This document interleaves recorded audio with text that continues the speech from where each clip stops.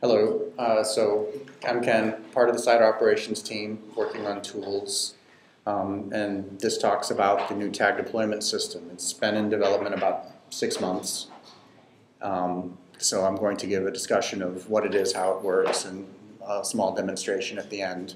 If you have any questions, if they're specific to some issue that you don't understand on this slide, go ahead and bring it up. Otherwise, let's try to hold it off into the QA at the end. Let's basically begin. So the goal of the tag deployment system was introduction of a new automated deployment system to be used by the engineering team to deploy various applications across all environment tiers with minimal interaction from the site operations team, allowing for more rapid and robust deployments. And I know that's a bit of a mouthful. So basically what we'll cover is the current deployment process and the issues that we have with it, the new system and how it works, and I won't get into too deep details, but I'll give a good idea of how it functions at a high level.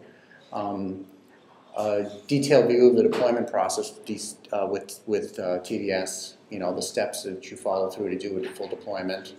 Then we'll talk about some of the future enhancements that we have coming down the road for TDS, and then finally a live demonstration. You can actually see it in action. So the current deployment process. For the development and stage environments, it's pretty much the developers managing the deployments with their own processes and scripts. SiteOps stays mainly out of that and lets them handle that. However, for production, and this is applying primarily to the job applications that we do, as this is what TDS will initially cover. We have a series of steps that have to be gone through. The first one is the developer submits requests for deployment via RT using the request's email address. SiteOps receives the request, then coordinates with the developer to initiate development. At that point, SiteOps will take the WAR file that the developer has referred to and copy it to a specific location on admin01. And if necessary, etc tag config will be updated on the systems involved in the deployment. This doesn't always happen, but sometimes it's a requirement, so that will be done first. And then finally, there is an app-control.sh script that we use on admin01 that will actually do the deployment itself.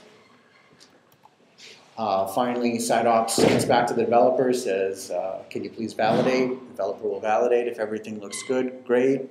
Otherwise, the developer will request a rollback, and then once the rollback is completed, they'll check it again to make certain that the previous version is still fine.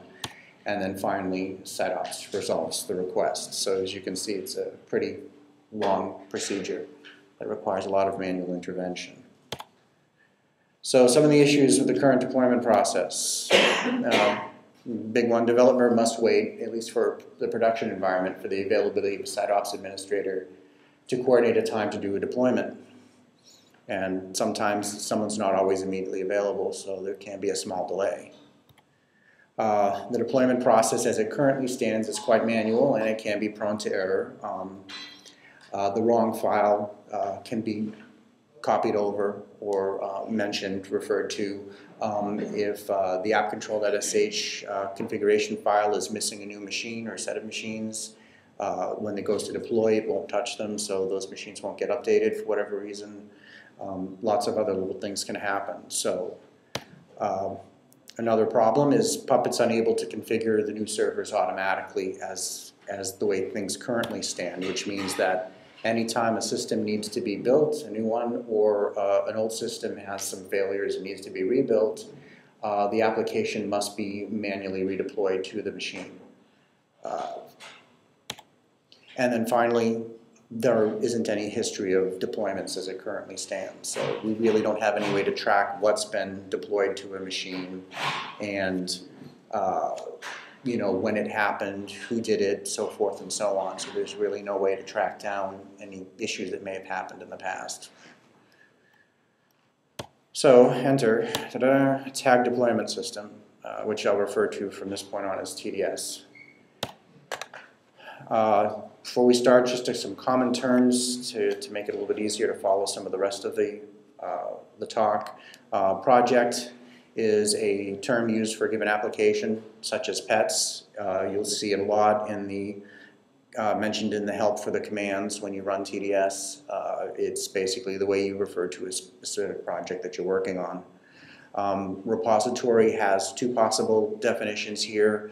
One of them is for collection of information for a given project that resides in the TagOps database that helps the system determine where things go, what versions there are, so forth and so on, what builds it. And then the other one is the location of the actual packages for the supported projects. And all of these are in a Yum repo that resides currently on Tonga 1. Package is simply an RPM containing the application content. And deploy is the act of installing a given package for a project onto the relevant servers in an environment. And we do deploy it in one environment at a time. So TDS is command line based. Here is an example of a deployment command that's being used to deploy a spam build. Excuse me. There are 3 top-level commands with TDS, and they're used roughly in the order, they're used pretty much in the order that they're listed here. There's the repository, the package, and deploy. I will get into these in a little bit more detail, one at a time. There is help information at each level, even down to the subcommands, and to show you an example, TDS help, so you'll get a list of help, a usage at the top, various options, and then explanations of the options. Something like TDS deploy help will go even further, and you can even go all the way down to the subcommands as well. So the help is pretty comprehensive and should be quite self-explanatory. Whoops, and it lost. Where did it go? It lost the, Enhance. What? It what? Enhance. Enhance? Where did it take the, Just click on go. Go right. Yeah. All right. Is it this one?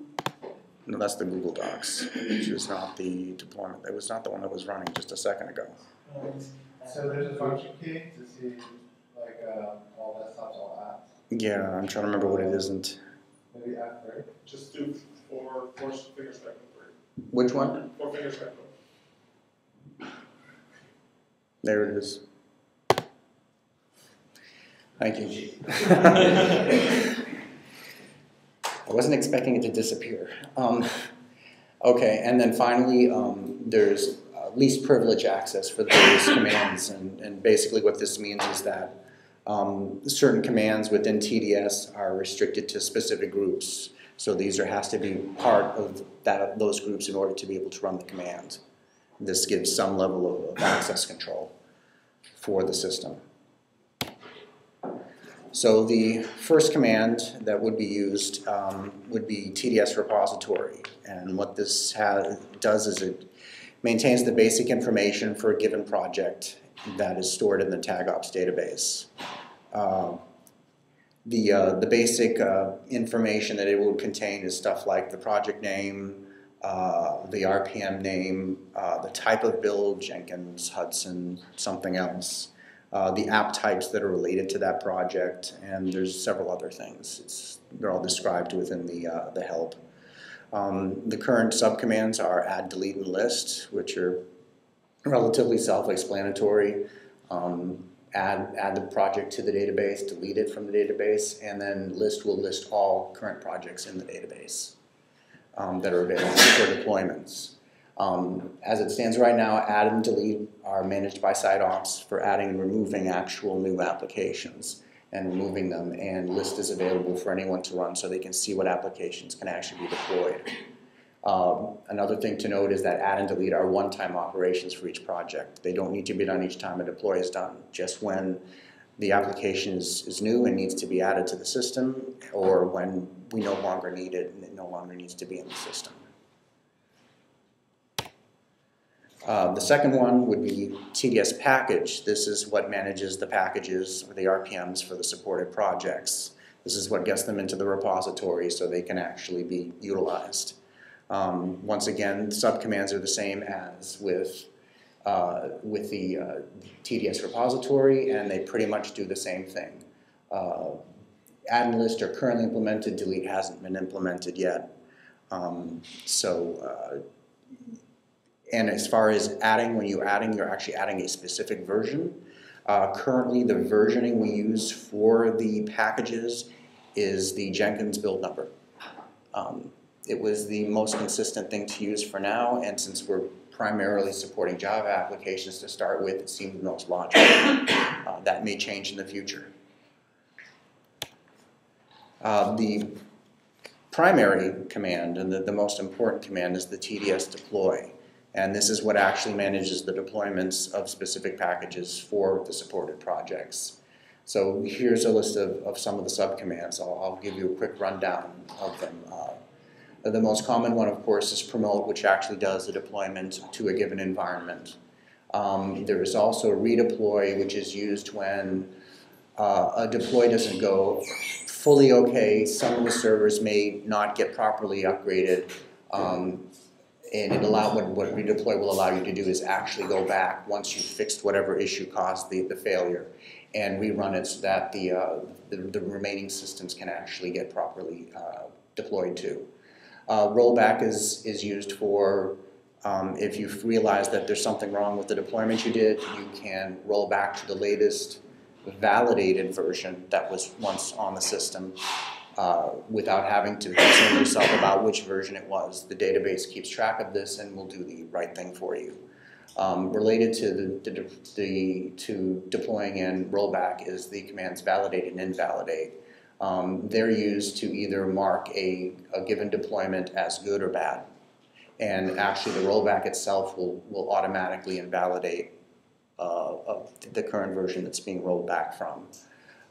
We have a command show, which will, for a given application, give you a current history of the deployments that have been done for that given application. And then finally, two other commands are the force staging and force production commands. These are primarily managed by site ops, and they're basically used to override the standard promotional procedure of going from development to staging to production. In order to actually go to staging, you must deploy and validate first. In development, same thing for production. In order to deploy into production, you must deploy and validate in staging first. These will allow that to be overridden in emergency situations. As far as the other commands go, they're handled based upon developer access per environment. So if the developer has the appropriate access for a given environment, they should be able to run all of these other commands.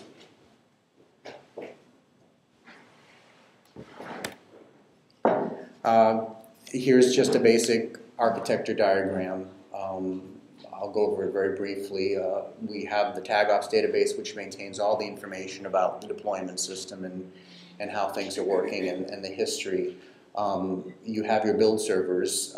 Currently there's just one. Eventually there will probably be many. Which is used to build the RPM packages, which are then eventually copied into the repository. And then there's the deploy server, which actually will communicate with the database to figure out what information needs to be figured out in order what host to deploy to, so forth. And when it's ready, it will actually talk via a program called mcollective to actually do the deployments to the various hosts that that application belongs to. And it uses ActiveMQ. We currently have a pair of systems in active standby to allow for a little bit of robustness for the deployment itself, which will then communicate with agents on the hosts, mcollective agents on the host that will actually go through and do the upgrade or downgrade of the various RPM packages, and then send back information which gets back to the deploy host saying whether everything was successful or not, and if it wasn't, what systems failed. And The last piece is Puppet. Puppet will communicate with the database to determine what the current deployed version is for a given app tier and ensure that the hosts in that app tier have the appropriate version and correct it otherwise. This will also allow Puppet, when a new host is built or rebuilt, to simply ensure that the appropriate version is installed during the installation, during the initial Puppet run. So there's no need to manually go in and install the application after the fact.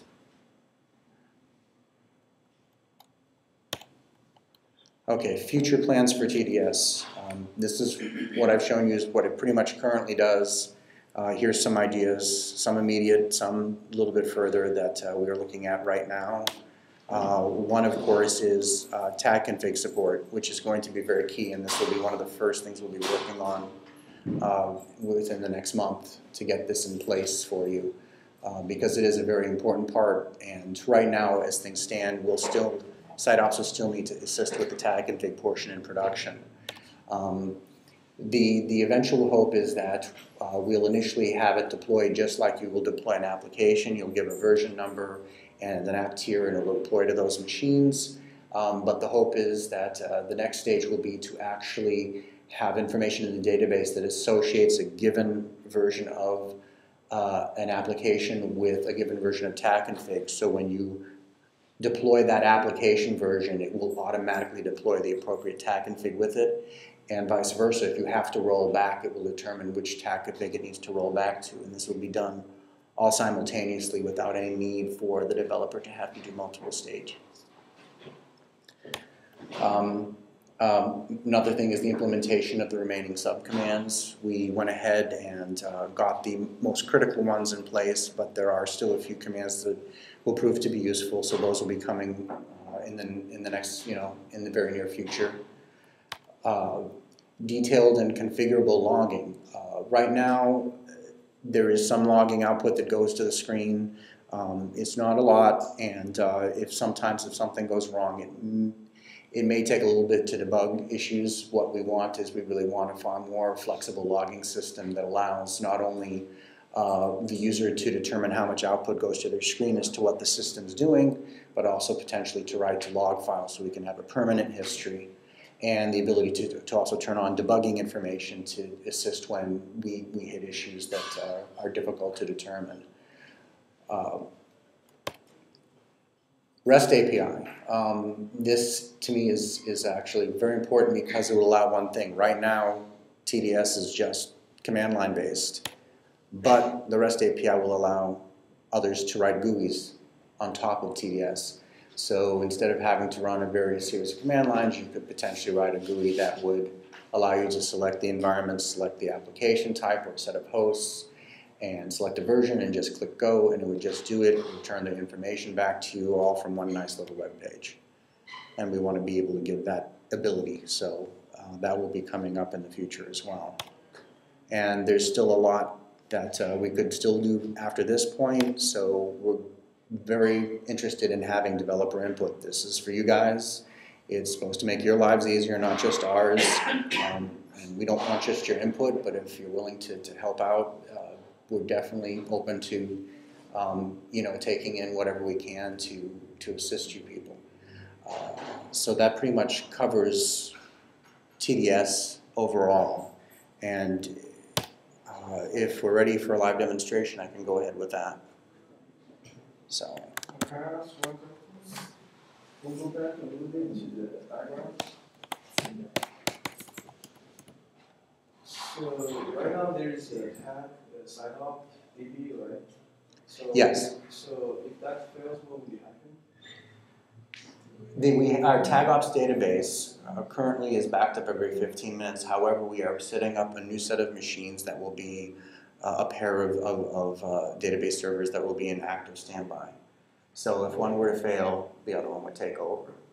So it's about trying to see the role the role of that database in the whole architecture. So if that whole, assuming the extreme case that one fails, so basically the whole deployment process. the deployment process wouldn't be able to run because it uses that in order to retrieve information as to where it needs to go, what it needs to do. So it is a very key point, yes, which is why we are building additional support in to make certain that it is high availability. Okay. Thankfully, to this point, we've never actually really had a failure of the server itself, of the database itself, which is a good thing. But knock on wood, we don't trust that, so therefore we will make sure that we have. It'll never happen. Yes. So.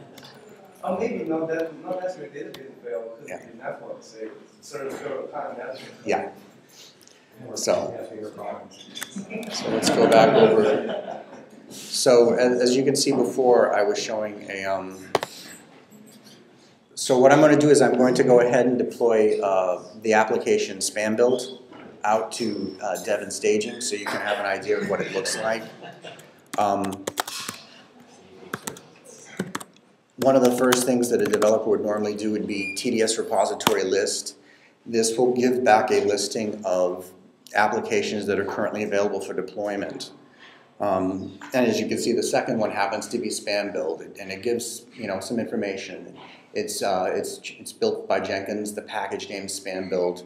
The path is a piece of information that's useful as to determine where the packages are located from the build system so that it can install it in the repository correctly. It even mentions the build host, and it also lists all the app types. The last one, environment specific, currently does not have any effect on the Java applications themselves, but it does have an effect on tag config, which is why it's there. Because there will be different RPMs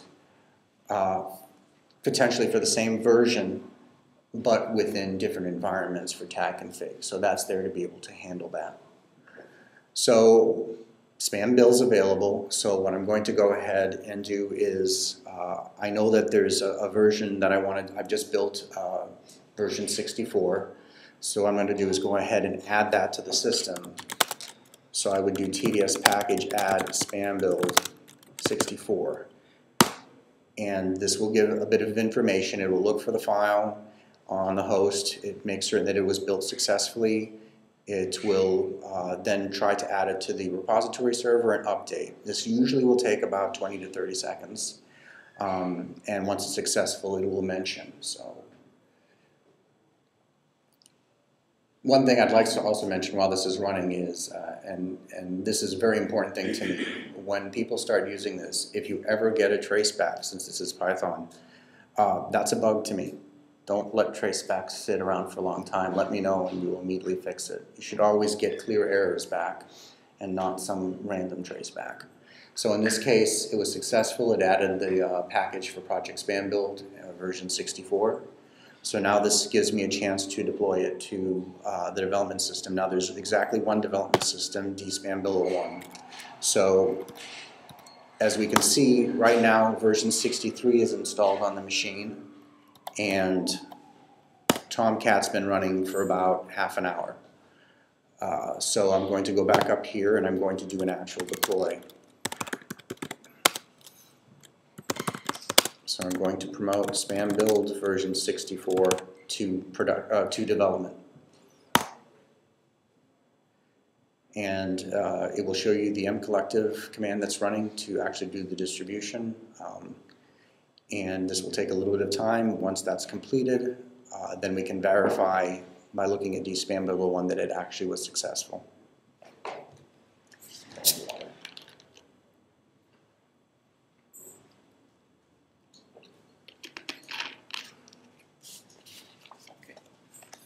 So finished processing one host, no errors, so I go back down, I look, now it's running spam version 64 has been installed, and Tomcat has been successfully restarted. So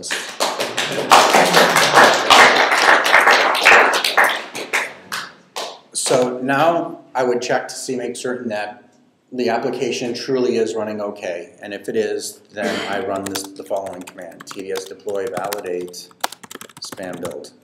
There is no version number, right? Yeah. And what that does is it says the version I just deployed that's currently out there, it's good. It's ready to go to the next environment. This needs to be run in order for you to do the next environment. If somebody else makes a new version of spam build, what do you do? If someone what? Someone else deploys a new version of spam build, what At the same time, Between the time it takes to do validates. it would work just fine.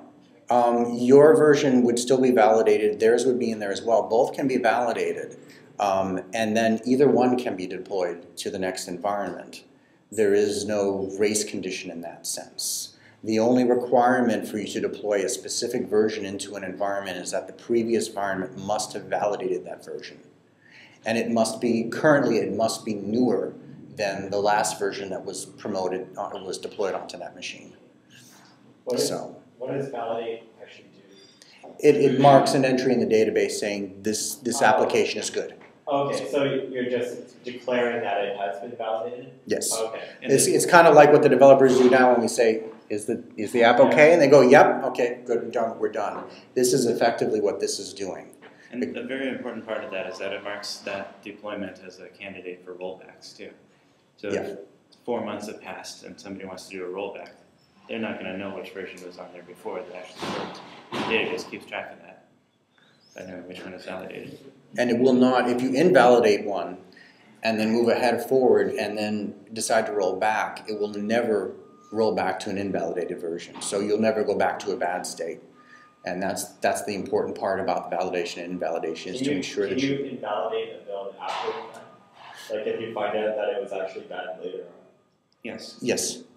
You can invalidate it. There is a command, the invalidate command will work, and it, yeah.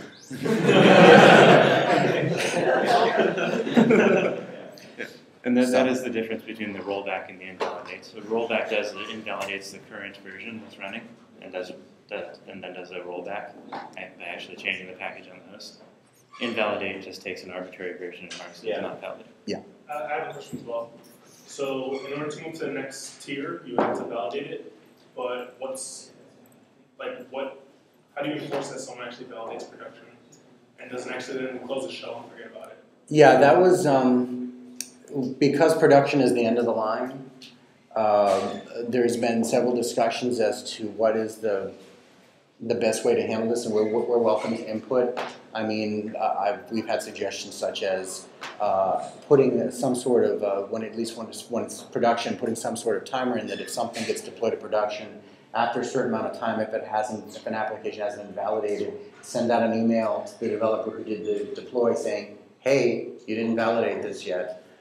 Please validate it. It'll actually be pretty useful once you have the REST API and they can just build it. Yeah. Okay. So. Or you can roll it back when it hasn't been validated. Yeah. There was that. I mean, that's a bit more extreme. Basically, give them 3 shots, and if they don't, it rolls back automatically. But some people might have a problem with that.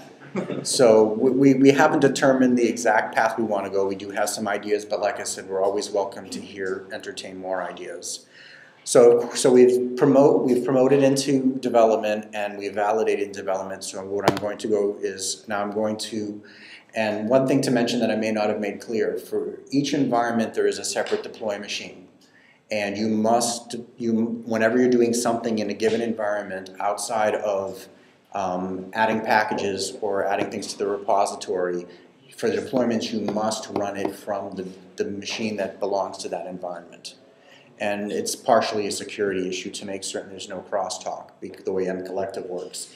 This kind of prevents any accidental issues with something trying to run in stage and accidentally affecting production. So there is a staging deployment machine. We now know that everything's good here, so we're going to go ahead and do the same thing that we did on the development deploy machine, which is TDS deploy promote spam build 64. And now something to keep in mind is if I hadn't validated that previously, it would have given me a message. It also does the same thing if you try to deploy something and there's already a newer version running on the machine. It will prevent you from doing that currently. So it does warn you if you're trying to go back in time. So that was finished. And if we look down here, we can see that we now have version 64 on SSPAN builds and Tomcat's been restarted. And then of course, finally, if we're happy with that, we can do the TDS deploy validate, span build. And now it's been validated and staged and is ready for production. Now, another option too is, of course, if let's say we felt something was wrong and something didn't seem right, I want to roll it back. Even though I validated it, I can still roll back. So I will do TDS deploy, rollback, span build. And what this will do is it will look for the last version that was marked as validated in the system and roll back to that one. But not the one that was just validated, though. Not the one that was just validated, because it marks the current version as invalidated. Whether it was validated or not, it marks it as invalidated. And then it looks for the last validated version and it rolls back to that one. So it's finished, and if we go back down here, we can see that it's back down to 41, and Tomcat's been restarted. And that's pretty much the presentation. So any further questions? So to deploy, first we add it and then we deploy. So deployed. So when you have a new version of the application you want to deploy, the project, you make certain that the package has been built on the build server. Once that's done, you will add it using TDS package this will add it into the repository and make certain that the system is actually able to access it. And then finally you do your deployments, your series of deployments. Can you deploy to an individual host? Yes. Of course, we do have applications out there that not only that actually are across multiple application tiers, stuff like solar. So you can either just say deploy to everything that this matches, or you can say pick just this app tier to deploy to, or you can even say pick to these set of hosts. And this allows you to do things like with pets. I want to deploy to pets, but I only want to test it on one machine to start with. So I pick Pets 01. So I deploy to Pets 01, and if that's successful, then I can deploy to the rest of the tier. And it does keep track of that, so it won't try to redeploy to Pets 01. If it's already been marked, it will continue on and do all the other hosts. If you invalidate a specific version, do we use that later on at all? Like if someone tries to redeploy that previously invalidated version, do we do anything? If they try to deploy it again, it will tell them that this has been invalidated. Oh. However, you can, if you say you invalidate something saying, oh, this is bad, and then a couple of days later you realize, oh no, it wasn't bad, there was another problem, you can validate it again. So it's basically, a toggle. Once you invalidate something, it's not invalidated forever. Same thing with a validation. It's not validated forever. You can switch back and forth as much as you want. It's just that it'll prevent you from accidentally deploying invalidated versions. So Barrett asked a question I was thinking of. Maybe I'll ask one that you might be thinking of. Is that you did mention we deal with a lot of really screwy environments, right? Where we just, we only want to go to stage or stage and prod are very different from each other.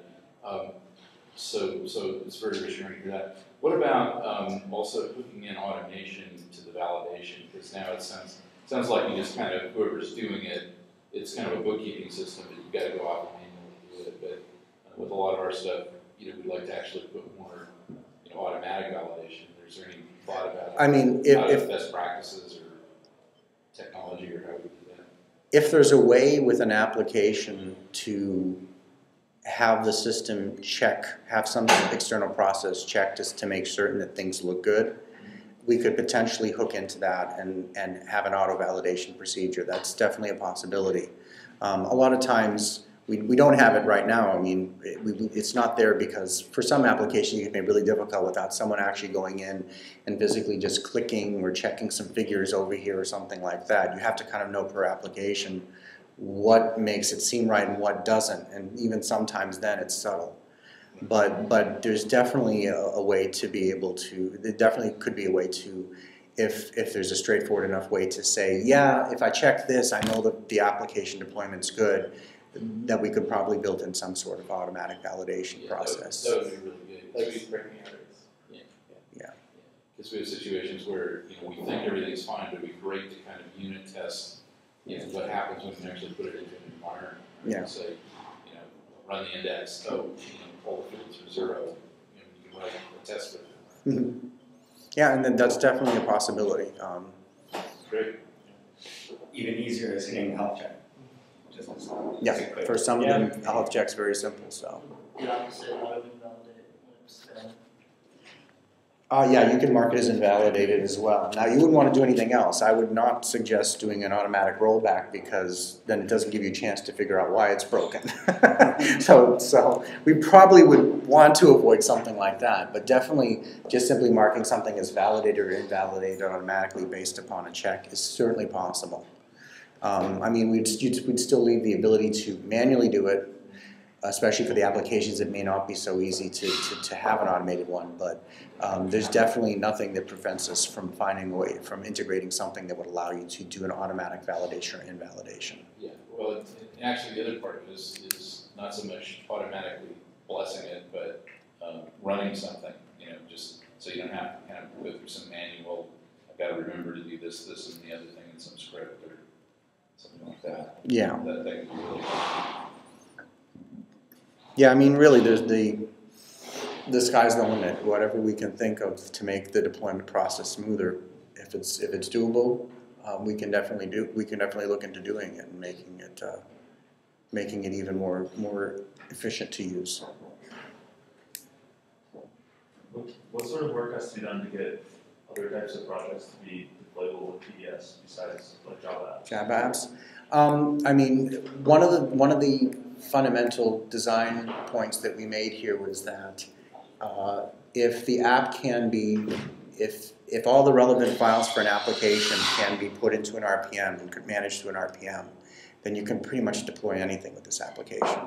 Because once it gets past the actual build point, it's all the deployment system sees is RPMs.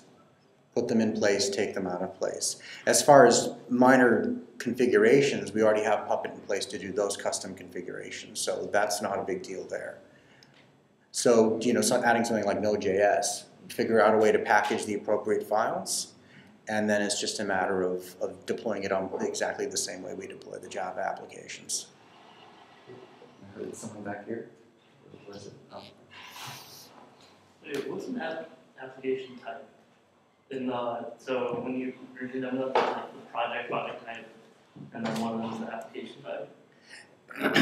The application type is basically what we use in our database to determine what machines belong to which application tiers.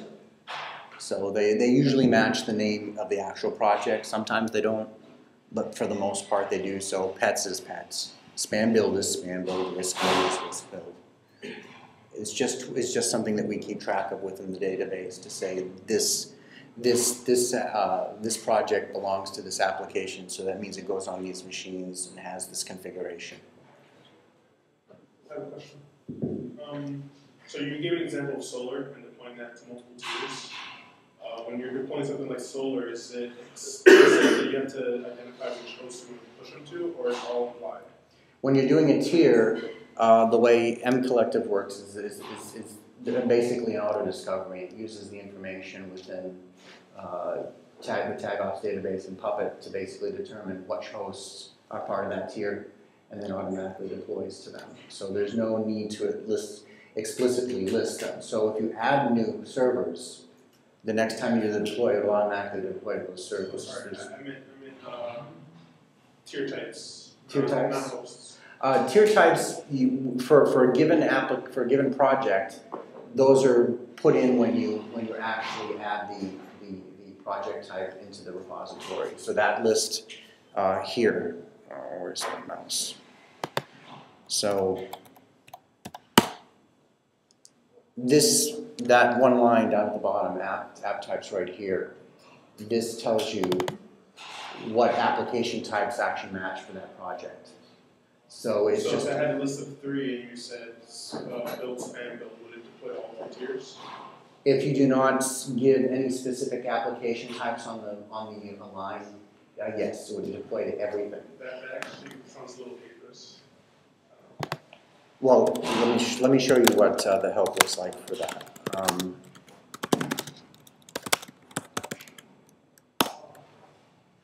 So what you'll see here is you have TDS deploy promote, and then you can give a list of hosts, specific hosts to deploy to, as well as a list of specific app types to deploy to.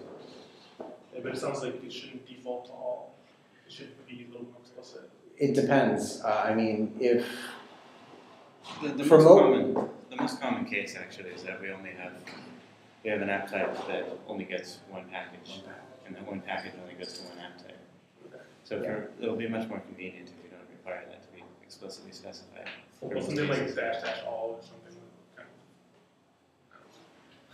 I mean, like I said, we're open to suggestions. If it does become an issue, we can find a solution to it.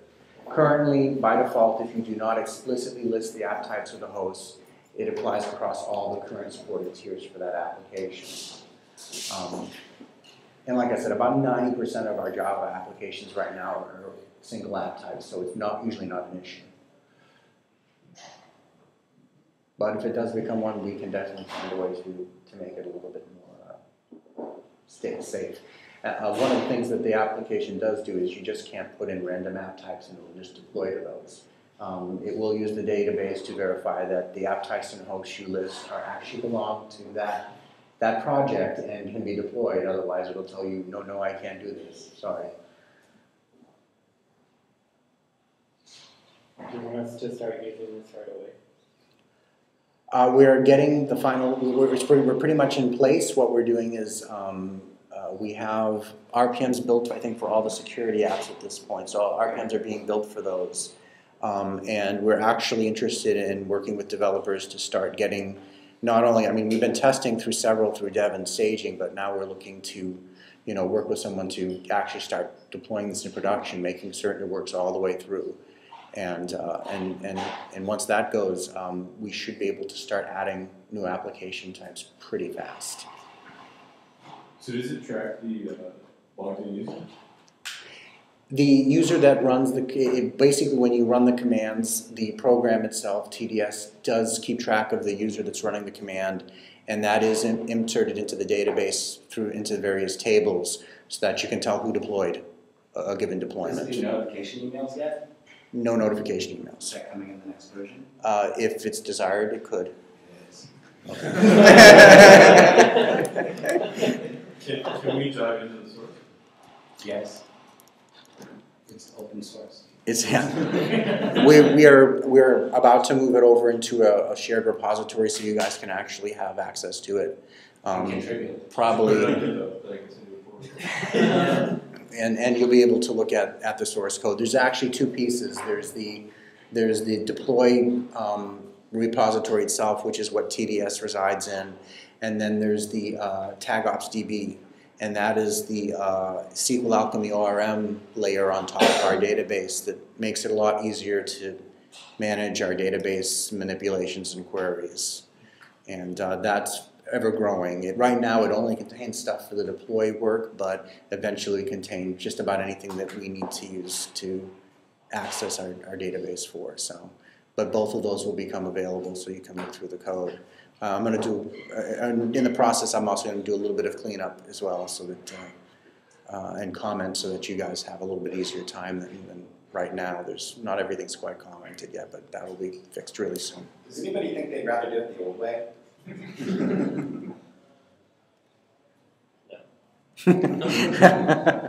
do we package web or PHP to use this? That's one of the things, actually. I mean, my hope is that eventually we could do this with just about anything. It would be definitely, if people would be willing to talk about it, I would definitely be interested in seeing if we could literally use this event, at some point in the not too distant future to actually do the web deployments. If you have a project to do that now and you just want to piggyback, hell yes. Yeah, I mean, it would be wonderful. My questions are kind of needed. When that's a project that's coming up like this month, then we'll accelerate getting you access, and that sounds wonderful. Are you looking for an application that you can deploy to production with no risk? Sure. We thought that was Yeah, I mean, we thought Spambuild was one, but then I saw the little problem and I said, it's probably good we didn't test production right now. I can ask me later. Yeah. Okay. There's at least one. Yeah, definitely contact us, and we will move forward with it and work with you on showing you how to do the various stages. So besides the recording of this, is there a pointer and a wiki or something that?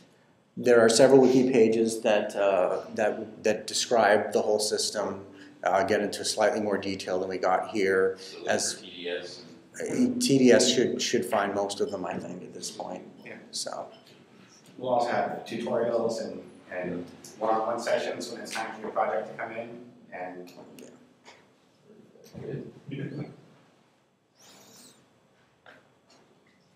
We good? It's